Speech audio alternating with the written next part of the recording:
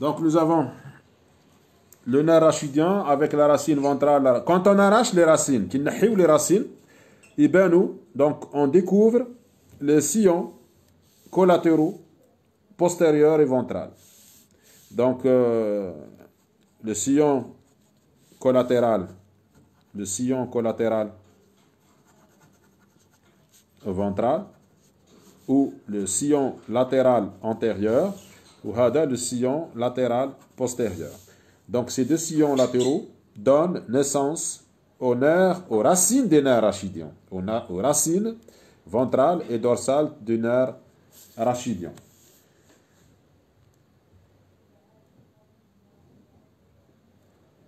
Donc on passe la consistance de la moelle épinière, elle est friable, comme tout le système nerveux central, avec un poids d'environ 30 mg. On a vu déjà les sillons, les renflements, les racines du nerf rachidien, avec leur nombre. Donc on passe à l'aspect intérieur, la configuration interne de la moelle épinière. La configuration interne de la moelle épinière. Donc on va procéder à une coupe qui passe par n'importe quelle partie de la moelle épinière.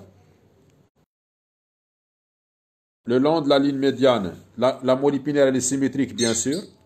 On note au niveau de la ligne médiane la fissure en avant, la fissure longitudinale antérieure, et en arrière là on va mettre le sillon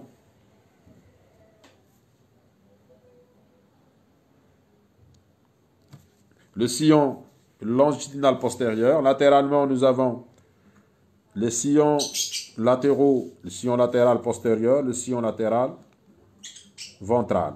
Donc c'est l'aspect de la moelle épinière sur une coupe. On va, comme tout le système nerveux central, nous avons deux formations. La substance grise et la substance blanche. Donc la substance grise, elle est centrale. Donc là, je schématise la substance grise de la moelle, qui occupe le centre. C'est la substance grise qui contient les cornes de neurones médulaires. Et tout autour, la substance blanche. Donc la substance grise en forme de papillon, en forme de H, un H majuscule avec les deux barres et la barre horizontale. Donc le H va présenter, il est symétrique. De chaque côté, on note deux cornes, la corne postérieure, la corne dorsale et la corne ventrale. La corne ventrale et la corne dorsale. La corne ventrale présente une tête et une base. Donc la tête et la base. La corne dorsale présente une base, un col et une tête. Donc tête, col et base. La corne dorsale, elle est beaucoup plus, elle est sensitive.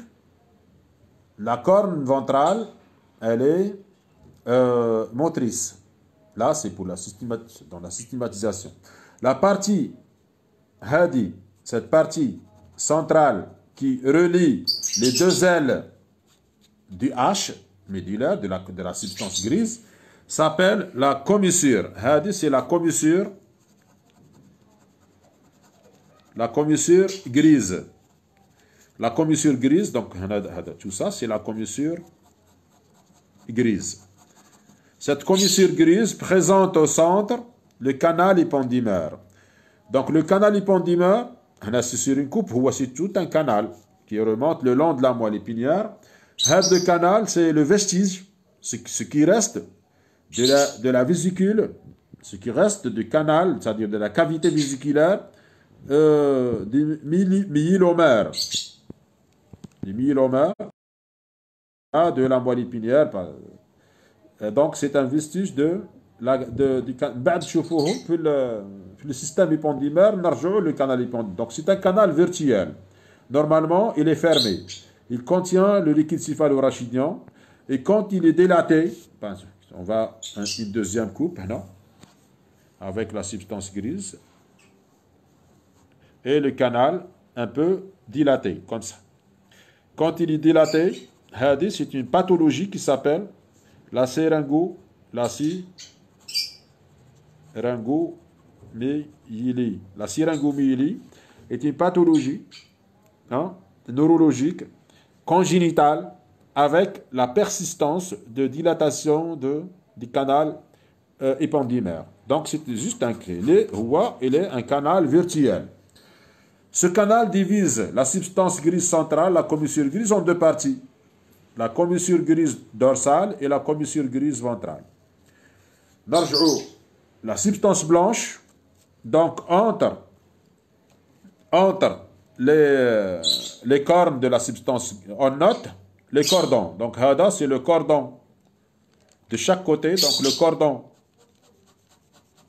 blanc, c'est-à-dire substance blanche, le cordon dorsal de la moelle épinière, le cordon latéral, le cordon dorsal, et en avant de la corne ventrale, le cordon antérieur ou ventral. Donc, hadou les cordons de la moelle épinière.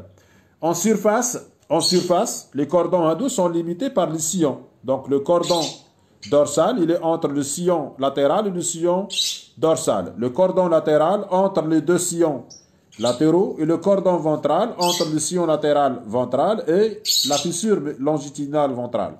Hadou donc les cordons.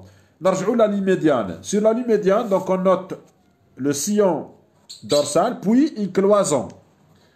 Une cloison de cellules gliales qui sépare complètement les deux cordons latéraux. Les deux cordons postérieurs. Donc, les cordons postérieurs, il y a une communication entre eux. Après vient la commissure grise. La commissure grise, donc c'est le canal épendymaire, commissure grise dorsale, canal épendymaire, la commissure grise ventrale. Ou une commissure blanche.